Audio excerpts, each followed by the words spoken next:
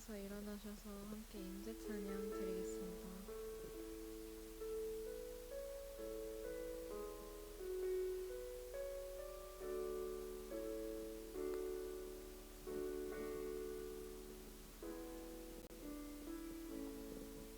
하늘의 문을 여소서,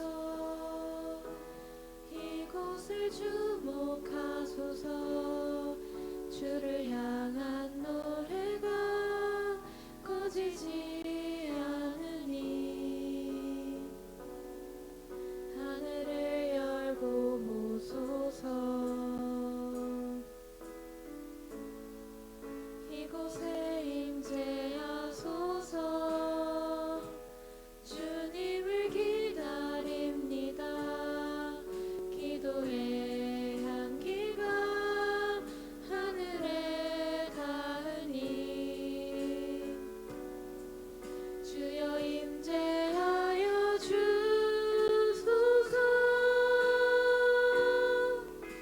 이곳에 오셔서 이곳에 앉으소서. 이곳에서 드리는 예배를 받으소서. 주님의 주님의 이름만이, 오직 주의 이름만 이곳에 있습니다. 이곳에 오셔서 이곳에 앉으소서. 이곳에서 드리는 예배를 받으소서. 주님의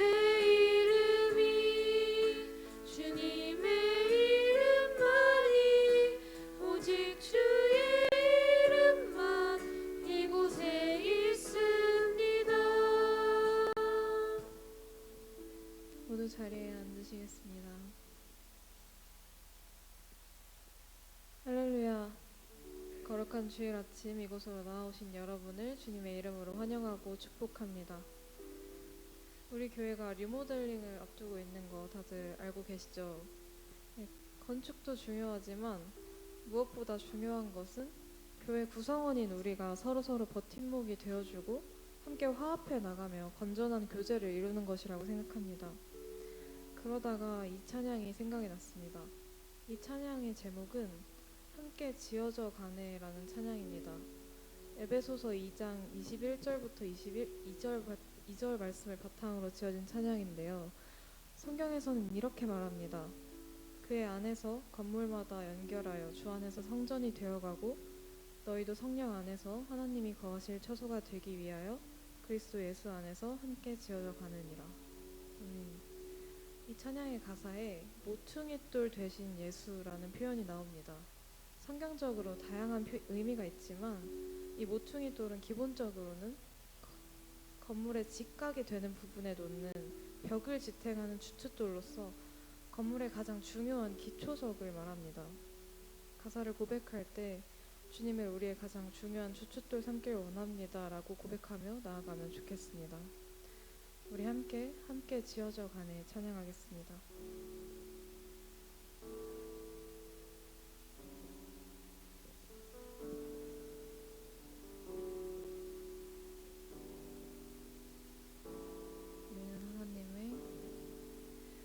우리는 하나님의 자녀, 주 사랑 안에 우리 거할 때 주님 나를 사랑하신 것 같이 우리도 서로 사랑할 수 있네.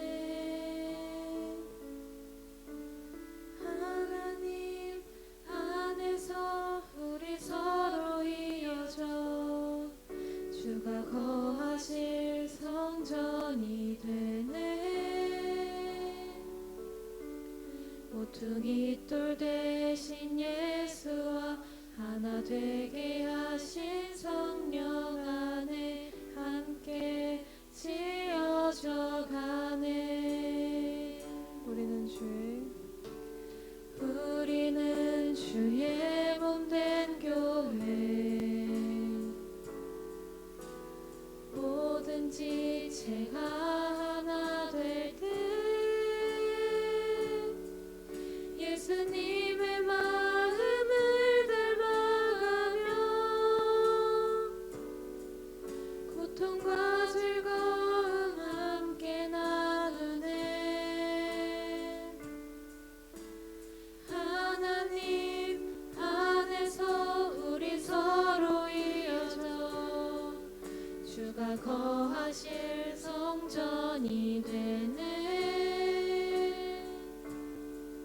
모퉁이 돌 대신 예수와 하나 되게 하신 성령 안에 함께 지어져 가네. 하나님 안에서 하나님 안에서 우리 서로 이어져 주가 거하실 성전이 되네. 모퉁이 돌 대신 예수와 하나 되게 하신 성령 안에 함께 지어져 가네.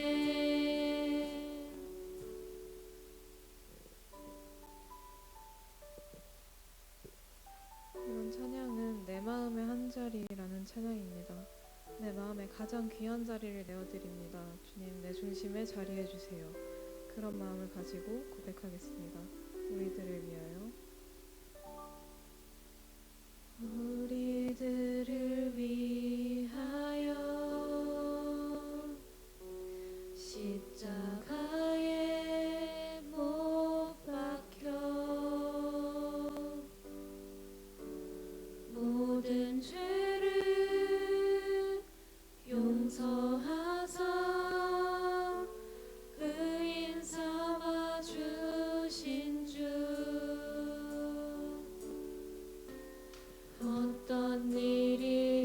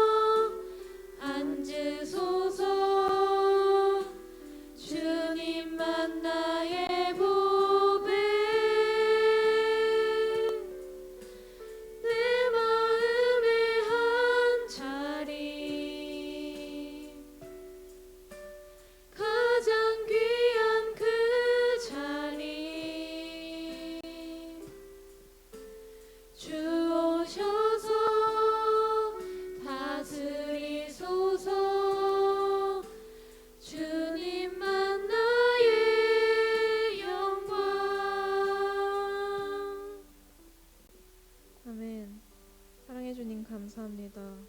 이 시간 우리 함께 기도하기를 원합니다. 우리가 고백했던 가사처럼 우리의 가장 기본에, 가장 중심에 주님이 계시기를 원합니다. 세상의 어떤 것에 흔들리고 넘어져도 오직 살아계신 주님만이 진리라는 것을 결국에는 깨달아 돌이켜 나아오길 원합니다. 그 마음을 가지고 함께 기도하며 나아가겠습니다. 기도하시겠습니다. 주님 감사합니다. 부족한 저희와 함께 하시어 오늘도 성전에 나아와 주님을 찬양하게 하심에 감사드립니다. 이 시간 우리의 중심에 주님 찾아와 주세요. 세상에 어떤 것이 나의 중심이 되어졌다면 그것을 무너뜨려 주세요. 새롭게 지어질 성전도 우리의 마음도 오직 주님께서 모퉁이 돌 되어주시길 간절히 바랍니다.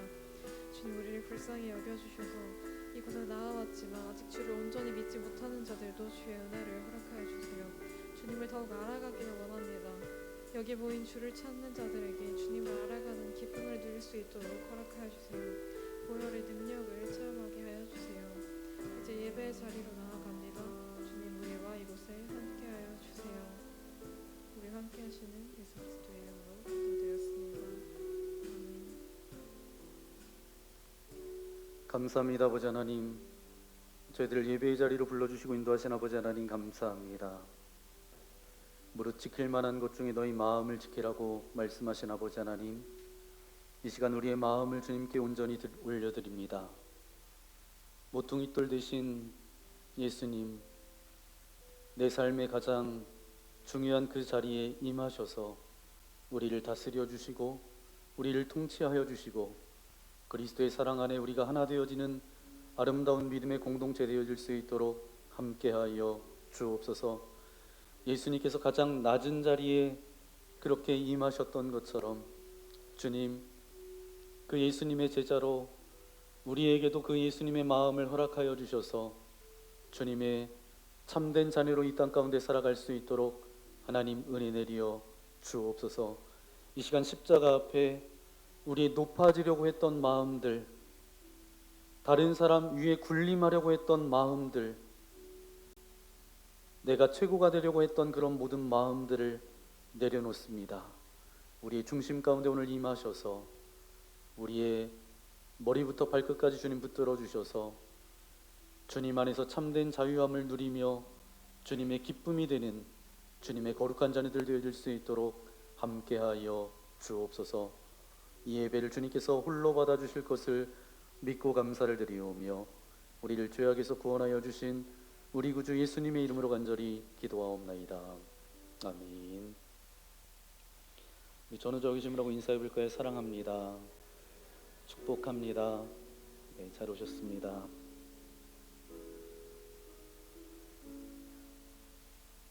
제가 젊지만 제가 인생에 대해서 한번 이렇게 생각해 봤습니다. 삶에 대해서 생각해 보니까 엄마 뱃속에서 하나의 끈으로 연결되어져서 있었던 생명이 이 땅 가운데 태어나서 수많은 사람들과 그런 만남의 끈들을 맺어가다가 결국은 그 끈이 끊어져서 또 하나님의 부르심을 받게 되는 인생이 우리의 인생인데,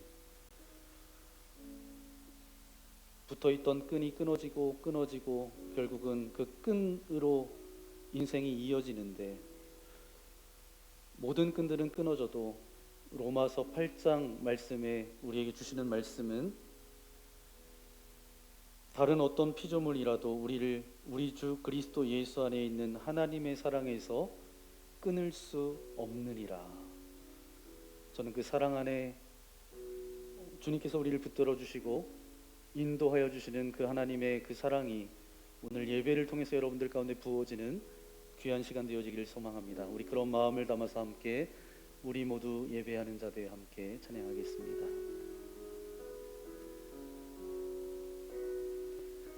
우리 모두 예배하는 자 되어 온전히 영과 진리로 주를 예배하자. 주가 우리와 함께 영원히 함께 하시고 마르지 않는 샘물로 우릴 채우시리라. 예배자로 불러주신 하나님께 영광의 박수 올려드리겠습니다. 오늘 우리에게 주신 하나님의 말씀 함께 찾아보기 원합니다. 신약성경 요한복음 6장 35절부터 40절까지 말씀입니다.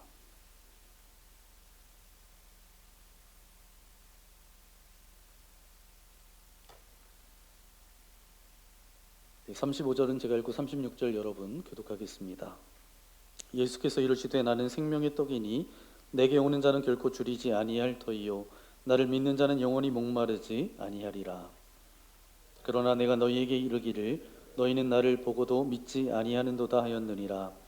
아버지께서 내게 주시는 자는 다 내게로 올 것이요 내게 오는 자는 내가 결코 내쫓지 아니하리라. 내가 하늘에서 내려온 것은 내 뜻을 행하려 함이 아니요 나를 보내신 이의 뜻을 행하려 함이니라. 나를 보내신 이의 뜻은 내게 주신 자 중에 내가 하나도 잃어버리지 아니하고 마지막 날에 다시 살리는 이것이니라. 내 아버지의 뜻은 아들을 보고 믿는 자마다 영생을 얻는 이것이니 마지막 날에 내가 이를 다시 살리리라 하시니라. 아멘. 오늘 이제 사순절 둘째 주일을 맞아서 이제 여러분과 함께 나눌 말씀은 요한복음 6장 35절부터 40절까지 말씀을 가지고 생명의 떡이라는 제목으로 말씀을 나누겠습니다.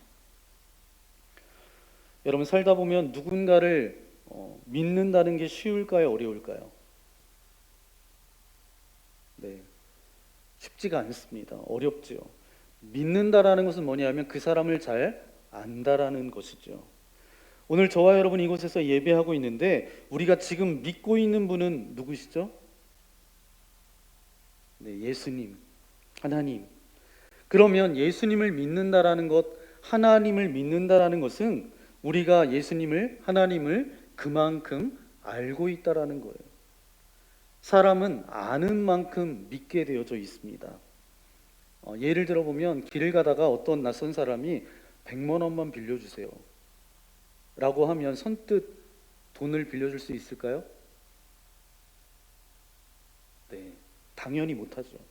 왜냐하면 그 사람을 잘 모르기 때문입니다. 하지만 만약에 우리 부모님들이 내 아들이, 내 딸이 아빠 100만 원만 빌려주세요.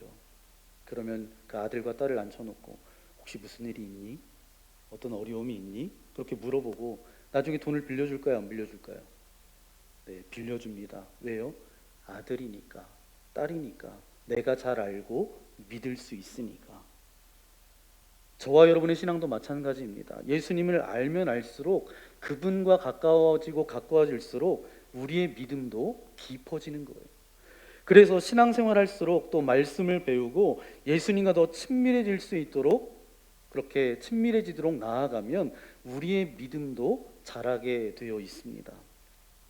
오늘 저와 여러분이 읽었던 성경이 요한복음은 예수님에 대해서 예수님께서 자기의 정체성을 그렇게 말씀하고 있어요. 나는 뭐뭐다. 나는 땡땡이다. 이 요한복음에 보니까 오늘 제목처럼 나는 생명의 떡이다. 나는 세상의 빛이다. 나는 길이요 진리요 생명이다. 나는 선한 목자다. 나는 참 포도나무다. 이렇게 예수님께서 자신의 정체성을 말씀하고 계십니다. 그러면 오늘 그 첫 번째 나는 생명의 떡이다. 이 생명의 떡 대신 예수님께서 누구시고 우리에게 어떤 의미가 있는지 오늘 말씀을 통해서 함께 살펴보기를 원합니다. 먼저 오늘 본문 예수님께서는 35절에 이렇게 말씀하고 있습니다. 함께 읽겠습니다. 시작. 예수께서 이르시되 나는 생명의 떡이니 내게 오는 자는 결코 줄이지 아니할 터이요 나를 믿는 자는 영원히 목마르지 아니하리라. 아멘. 이것을 좀 쉽게 세번역 성경으로 함께 읽어보시면 함께 읽겠습니다. 시작. 내가 생명의 빵이다. 내게로 오는 사람은 결코 줄이지 않을 것이요 나를 믿는 사람은 다시는 목마르지 않을 것이다. 아멘. 예수님께서는 그냥 빵이라고 말씀하시지 않고 어떤 빵이래요? 생명의 빵이라고. 그럼 왜 생명의 빵이라고 말씀하셨을까요? 그냥 음식은, 그냥 빵은 빵을 먹으면 배부르지만 조금 시간이 지나면 어떻게 돼요? 다시 배가 고파지죠. 하지만 예수님께서 주시는 생명의 떡을 먹으면, 이 생명의 빵을 먹으면 그 생명이 우리 안에서 영원히 지속되는 거예요. 그렇다면 예수님께서 말씀하시는 이 생명은 무엇일까요? 먼저 히브리서 4장 16절을 먼저 읽겠습니다. 시작. 그러므로 우리는 긍휼하심을 받고 때를 따라 돕는 은혜를 얻기 위하여 은혜의 보좌 앞에 담대히 나아갈 것이니라. 아멘. 여기서도 중요한 건 뭐냐면 그냥 보좌가 아니라 어떤 보좌래요? 은혜의 보좌. 왜 그럴까요? 하나님께 나아가면 하나님께서 저와 여러분에게 은혜를 주시기 때문입니다. 그래서 단순한 보좌가 아니라 은혜의 보좌라고 부르는 거예요. 마찬가지로 예수님께서는 나는 생명의 떡이다 라고 하신 것은 그냥 빵이 아니라 그 빵을 먹고 마실 때 우리에게 생명이 임하기 때문입니다. 그런데 여기서 말하는 생명은 정확히 무슨 뜻일까요? 우리가 보통 생명 하면 뭐죠? 라이프, 우리의 삶, 그렇게 생각하는데 성경에서 말하는 생명은 두 가지 의미가 있습니다. 그 첫 번째가 뭐냐 하면 요한복음 6장 47절 48절에 있습니다. 우리 함께 읽어볼까요? 진실로 진실로 너희에게 이르노니 믿는 자는 영생을 가졌나니 내가 곧 생명의 떡이니라. 아멘. 내가 생명의 떡이다, 내가 생명의 빵이라고 말씀하시면서 나를 믿는 자는 뭘 가졌다라고 말씀하세요? 영생을 가졌나니. 첫 번째, 주님이 말씀하시는 그 생명이 뭐냐? 바로 영원한 생명, 영생을 말씀하시는 겁니다. 여러분, 오늘 주님께서 말씀하실 때 이 생명을 얻으려면 본문에는 뭐라고 말씀하세요? 믿는 자, 그리스도를 믿는 자는 영생을 가졌다, 이렇게 말씀하세요. 그러면 여기서 믿는 자라고 말씀하시는 것은 뭘까요? 우리가 얼마나 믿어야 예수님께서 말씀하신 그 영생을 얻을 수 있을까요? 헬라어 원문에 보니까 이 영생과 이 믿는다라는 것이 이제 정확한 어떤 의미인지를 그렇게 말씀해주고 있는데, 그 어원을 보니까 믿는다, 라틴어 원문에 보니까 이 믿는다는 크레도라는 단어를 씁니다. 크레는 뭐냐면 심장이고 도는 내어주다라는 뜻을 가지고 있어요. 이 두 단어가 합쳐진 말이 바로 크레도, 믿는다. 그러니까 믿는다는 것은 뭐예요? 심장을 내어드리는 것을 의미합니다. 여러분, 예수님께서도 우리에게 십자가에서 심장을 내어주셨어요. 우리가 죄로 인해서 죽어 있었지만 예수님께서 자신의 생명을 우리에게 주심으로 영적인 생명이 살아난 거예요. 내 심장은 완전히 죄로 인해서 죽어 있었는데 당신의 심장을 꺼내서 저와 여러분의 심장에 넣어주셨어요. 그래서 우리가 예수님을 믿는다는 것은 그냥 조금 신뢰한다, 뭐 그 정도가 아니에요. 나의 심장을 주님께 드릴 수 있을 만큼 온전히 맡긴다라는 것입니다. 예수님이 우리를 위해서 심장을 내어주신 것처럼 우리도 주님께 온전히 우리의 마음을 내어드릴 때 그분께서 주시는 영원한 생명을 얻게 되는 겁니다. 여러분, 예수님을 믿는다라는 것이 무엇인지 우리가 다시 한번 깊이 있게 생각해 볼 필요가 있다는 거예요. 여러분, 로마서 10장 10절 말씀에는 이렇게 말씀하고 있습니다. 함께 읽겠습니다. 사람이 마음으로 믿어 의에 이르고 입으로 시인하여 구원에 이르느니라. 아멘.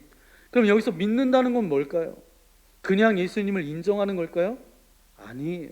예수님을 믿는다라는 것은 예수님이 나를 구원해 주실 분이시고 내 삶의 주인이 되셨다, 이것을 인정하는 거예요. 쉽게 말하면 내 인생이라는 집은 그대로 있지만 주인이 바뀐 거예요. 여러분, 저도 지금까지 살아오면서 이사를 많이 한 것 같아요. 제가 이렇게 결혼 전과 결혼 후 해서 이사를 몇 번 했나 해보니까 이제 결혼하고는 6번 한 것 같고요. 결혼 전까지 포함하면 7번을 제가 이사를 다녔더라고요. 이사를 다니다 보면 집을 알아봐야 되잖아요. 집을 보면 그 집주인이 누구였나에 따라서 집의 상태를 알 수가 있습니다. 집주인이 어떤 상태로 살았는지, 뭐 애완동물을 키웠는지, 청소를 안 한 것, 이곳저곳 얼룩져 있고 거미줄 쳐 있고 먼지도 많고. 예전에 결혼해서 이제 신혼집을 얻을 때 제가 4호선 마지막이 당고개라는 곳인데, 당고개에서 하나 내려오면 이제 잠깐 내려오면 이제 거기에 신혼집을 마련했습니다. 제가 부동산을 40여 군데 가고 집은 한 50군데도 더 갔던 것 같아요. 그래서 이제 집집마다 그렇게 가봤습니다. 근데 서울은 워낙 전세 집이 비싸요. 그런데 이 당고개 밑에는 그래도 쌉니다. 왜냐하면 그 서울의 외곽이잖아요. 이쪽 저쪽 제가 부동산을 통해서 이제 집을 이렇게 알아보는데, 어떤 집은 제대로 치우지 않아서 먼지와 곰팡이가 구석구석에 있는 거예요. 그리고 뭐 구석에 보니까 거미줄도 쳐져 있고. 근데 어떤 집은 정리가 너무 잘 돼 있고 깔끔해요. 그래서 이 집에 좀 살고 싶다, 그런 생각이 드는데 비용이 너무 비싸서 다시 돌아 나와야 되고, 싸면서 괜찮은 집을 얻으려고 그렇게 막 다녔던 기억이 있습니다. 그러면서 주인이 누구냐에 따라서 집 상태가 달라져요. 저와 여러분의 마음도 또 마찬가지입니다.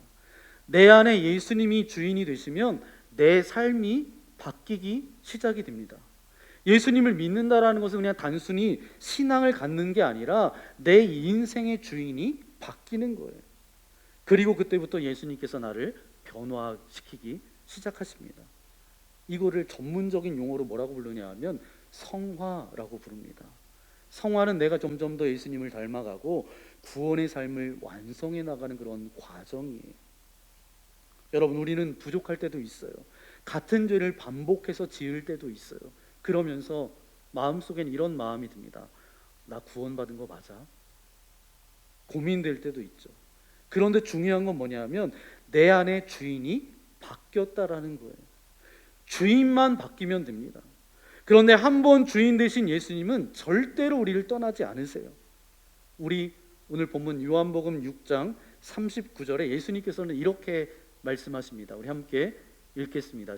나를 보내신 이의 뜻은 내게 주신 자 중에 내가 하나도 잃어버리지 아니하고 마지막 날에 다시 살리는 이것이니라. 아멘. 예수님께서 저와 여러분을 구원하신 이유는 바로 뭐예요? 한 사람도 잃어버리지 않기 위해서예요. 한 사람도 낙오되지 않고 한 사람도 탈락하지 않고 구원하시기 위해서 예수님께서 오셨어요. 조금 죄를 지었다 하더라도 구원이 취소되지 않습니다. 예수님께서는 끝까지 저와 여러분을 붙잡아 주세요. 그러니까 우리가 기억해야 돼요. 예수님이 내 삶의 주인이시라면 내 삶은 반드시 변화됩니다. 그분이 생명의 떡이고 우리에게 영원한 생명을 주시기 때문입니다. 그러면 두 번째로 그 생명이라는 뜻이 뭐냐? 예수님께서는 요한복음 6장 26절 말씀에 이렇게 말씀하고 있습니다. 세 번역으로 우리 함께 읽겠습니다. 너희가 나를 찾는 것은 표징을 보았기 때문이 아니라 빵을 먹고 배불렀기 때문이다. 아멘. 이 말씀은 어떤 상황이냐 하면 이제 보리떡 5개와 물고기 2마리를 가지고 한 소년이 예수님 앞에 나왔어요. 그러니까 오병이어의 사건이 일어난 직후입니다. 그러니까 이 보리떡 5개와 물고기 2마리를 가지고 남자를 몇 명이나 먹었죠? 남자는 5,000명. 그리고 여자와 아이들까지 포함하면 2만 명 가까이 되는 사람들이 먹었어요. 사람들이 너무 배고프고 힘들 때 갑자기 이제 빵을 주니까 그때부터 예수님을 따르기 시작한 거죠. 그런데 예수님은 뭐라고 말씀하시냐 하면 너희가 지금 나를 찾는 이유가 단순히 배불렀기 때문이 아니냐, 이렇게 하시는 거예요. 그러면서 하시는 말씀이 육체적인 양식은 너희를 영원히 만족시킬 수 없다는 거예요. 우리가 이제 돈 좀 벌고 원하는 걸 이루고 재밌는 일도 하고 안정적인 삶을 산다라고 하더라도 우리의 영혼은 만족할 수 없다는 것입니다. 그러니까 진짜 양식은 무엇일까요? 오늘 예수님께서 요한복음 6장 35절에 말씀하고 있는데 세 번역으로 함께 읽겠습니다. 내가 생명의 빵이다. 내게로 오는 사람은 결코 줄이지 않을 것이요 나를 믿는 사람은 다시는 목마르지 않을 것이다. 아멘. 우리가 육체적인 양식, 즉 세상의 것들을 얻으면 만족할 것 같지만 결국 다시 배고파지고 또 다른 것을 원하게 돼요. 그런데 유일하게 우리를 만족시킬 분이 계시다는 거예요. 그분은 누구세요? 생명의 떡이신 예수님 뿐이다. 그래서 예수님께서 말씀하시는 두 번째 생명의 의미는 영적인 생명이에요. 첫 번째가 제가 뭐라고 말씀드렸죠? 영원한 생명이었다면 두 번째는 영적인 생명. 그럼 영적인 생명은 뭐냐? 이 생명이라는 것이 여러 가지 의미가 있는데 그 중에 하나가 뭐냐 하면 생명은 원래 원형대로 돌아간다 라는 뜻을 가지고 있어요. 원형 그대로 사는 것, 이란 뜻을 가지고 있어요. 무슨 말이냐? 쉽게 이야기하면 이거예요. 제가 닭을 키워요. 진짜 키우는 건 아닙니다. 닭을 키워요. 이제 닭장에 이제 닭을 키우는데 닭을 붙잡고 얘기하는 거예요. 너 정신 차려. 이제 훈련하면, 너 노력하면 날 수 있어. 그래서 오늘부터 잘 먹어. 그리고 잘 훈련해. 잘 연습해. 그러면 너는 날 수 있어. 계속 훈련시키면 어떻게 될까요? 닭이 날 수 있을까요? 없을까요? 아무렇게나도 대답을 해줘 보세요. 닭이 날 수 있을까요? 없을까요? 닭이 못 날아요. 닭은 아무리 연습해도 날지 못합니다. 왜요? 닭은 창조되기를 땅에서 걷도록 창조된 피조물이에요. 마찬가지로 생명이라는 것은 뭐냐 하면 처음 태어난 원형 그대로 사는 것, 원래 태어난 그대로 사는 것이 바로 생명이라는 거예요. 그러면 우리의 원형, 원래 형태의 모습은 언제 나타났습니까? 언제 나타났죠? 에덴 동산에서 나타났잖아요. 에덴 동산에서 하나님과 교제하면서 아무것도 없지만 하나님께서 공급하시는 것을 먹고 그분과 함께 삶을 살 때 진짜 만족을 누렸어요. 즉 우리가 하나님과 온전히 연결되어 있을 때 그것이 바로 뭐예요? 생명이에요. 세상에 어떤 것도 줄 수 없는 진짜 만족은 하나님과의 관계에서만 올 수 있어요. 그래서 우리에게 필요한 것은 세상 양식이 아니라 영적인 양식입니다. 육체가 아무리 피곤하도 영이 살아나면 다시 힘을 낼 수가 있습니다. 하나님과 연결될 때, 우리의 원래 모습으로 살아갈 때 우리는 진짜 생명을 누릴 수 있는 거예요. 여러분 일주일 내내 정말 힘드셨잖아요. 오늘 이 자리에 나오셨지만 많이 피곤하시잖아요. 졸립고 더 잤어야 되는데, 더 자야 되는데. 그런데 신기한 게 뭐예요? 오늘 피곤하고 힘들지만 주일에 예배드리러 나왔어요. 신기한 건 뭐냐 하면 예배드리고 나면 오히려 힘을 얻어요. 힘이 나요. 올 때는 정말 피곤했는데 예배를 마치고 나갈 때는 어때요? 잘 왔다. 이렇게 고백하게 되잖아요. 왜 그럴까요? 우리의 육체는 피곤해도 영이 살면 다시 힘이 나기 때문입니다. 4-5시간밖에 못 자고 피곤해도 영적으로 충만하면 살아갈 힘이 생긴다라는 거예요. 그래서 예수님께서 말씀하십니다. 35절 말씀 함께 읽겠습니다. 나는 생명의 떡이니 내게 오는 자는 결코 줄이지 아니할 터이요 나를 믿는 자는 영원히 목마르지 아니하리라. 아멘. 요한복음 6장 33절도 이렇게 말씀하고 계십니다. 하나님의 떡은 하늘에서 내려 세상에 생명을 주는 것이니라. 아멘. 우리가 먹고 힘을 얻는 이 생명의 떡은 어디서 내려온다고요? 하늘에서 내려와요. 오늘도 예배드리는 우리에게 하나님께서 이 생명의 떡을 주실 거예요. 그 떡을 먹으면 다시 일어나고 줄이지 않게 되는 거예요. 그래서 우리는 고백할 수밖에 없습니다. 밥은 덜 먹어도 괜찮지만 주님의 은혜 없이는 살 수 있다 없다? 살 수 없다. 밥은 덜 먹을 수 있지만 주님의 은혜 없이는 살아갈 수 없습니다.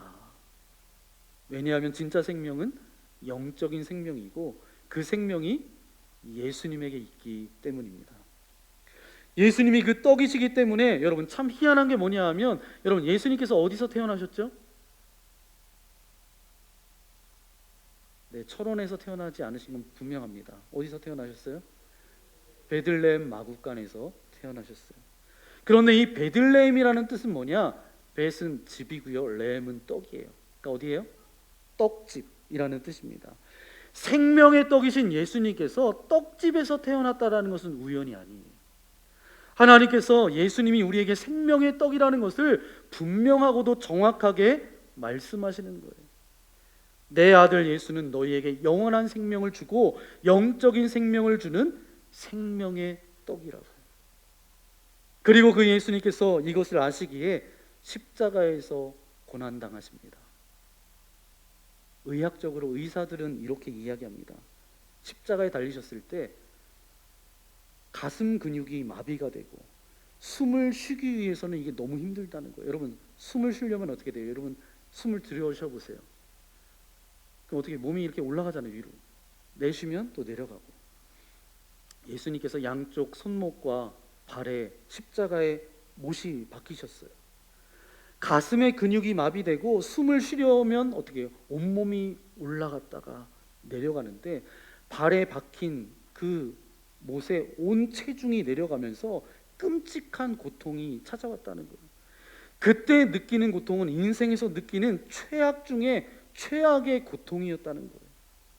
이거를 몇 시간 동안? 6시간 동안 수천 번 수만 번 반복되면서 숨을 쉴 때마다 그런 고통이 있으셨다는 거예요.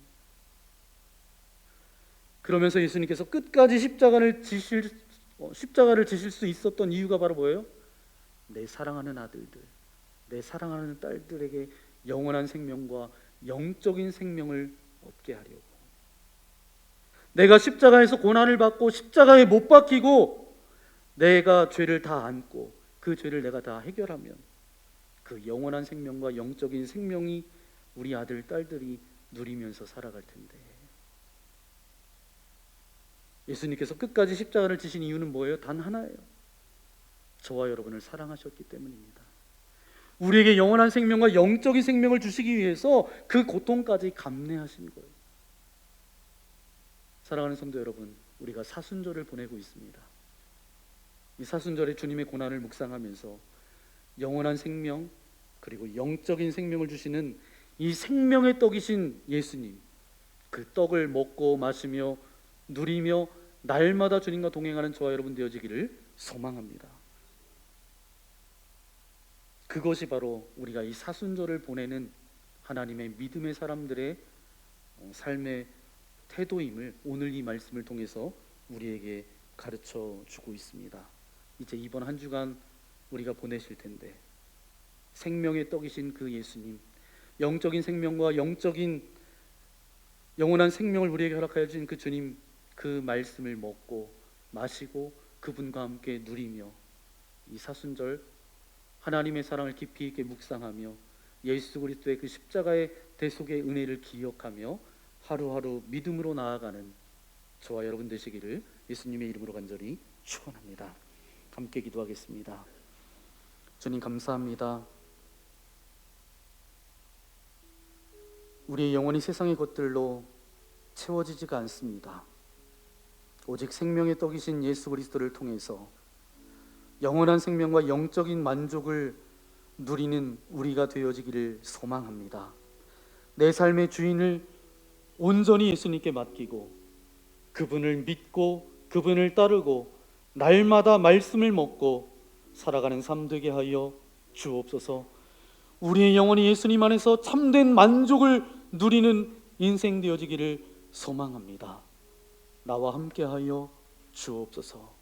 사순절 이 생명의 떡이신 예수님을 먹고 마시고 누리는 그런 사순절이 되어지기를 원합니다. 그런 마음을 담아서 이 시간 결단의 기도드리기 원합니다. 기도하겠습니다. 귀하신 주님 감사합니다. 우리를 사랑하여 주셔서 구원하여 주신 아버지 하나님 감사합니다. 오늘 세상 어떤 것으로도 우리의 갈급함을 채울 수 없습니다.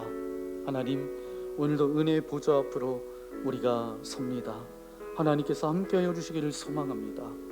날마다 죄와 보타며 살아가는 연약한 죄인이지만 하나님께서는 우리를 사랑하셔서 끝까지 붙들고 계신 줄 믿사오니 하나님, 아버지 하나님 생명의 떡이신 예수님, 영원한 생명과 영적인 생명을 날마다 아버지 하나님 누리며 먹으며 주님과 함께 동행하며 주님의 다스림과 통치 가운데 살아갈 수 있도록 우리와 함께하여 주옵소서. 그런 인생 되어지기를 소망합니다. 이 모든 말씀 우리 구주 예수님의 이름으로 간절히 기도하옵나이다. 아멘. 오늘 말씀을 생각하면서 함께 결단의 찬양 드리기 원합니다. 우리 은혜의 보좌 앞으로 나아갑니다. 아무런 자격과 힘도 없습니다. 오직 예수 그리스도의 보혈로 자격 없는 자이지만 내 힘으로도 아닙니다. 오직 예수 그리스도의 보혈로 그 완전한 사랑에 힘을 입어서 그렇게 나아갑니다. 생명의 떡이신 예수 그리스도를 먹고 마시고 주님과 함께 동행하며 살아가는 인생 되겠습니다. 그런 고백을 담아 함께 결단의 찬양 드리기 원합니다.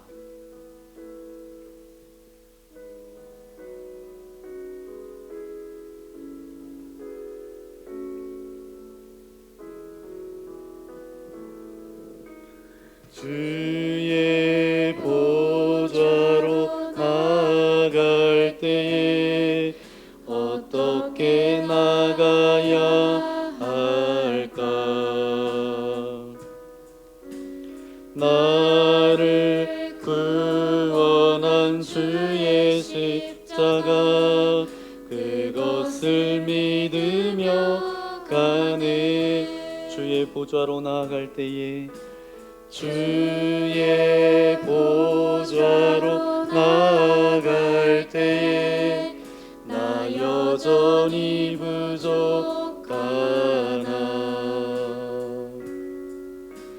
나를 품으신 주의 그 사랑 그것을 믿으며 가네. 자격 없는 내 힘이 아닌 오직 예수님의 보혈로 자격 없는 내 힘이 아닌 오직 예수님의 보혈로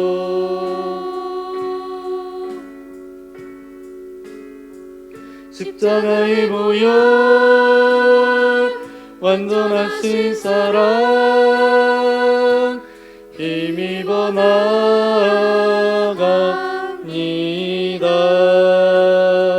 십자가의 보혈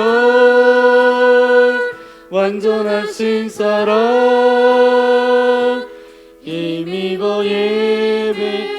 우리 다 함께 일어나서 자격 없는 내 힘이 아닌 자격 없는 내 힘이 아닌 오직 예수님의 보혈로 자격 없는 내 힘이 아닌 오직 예수님의 보혈로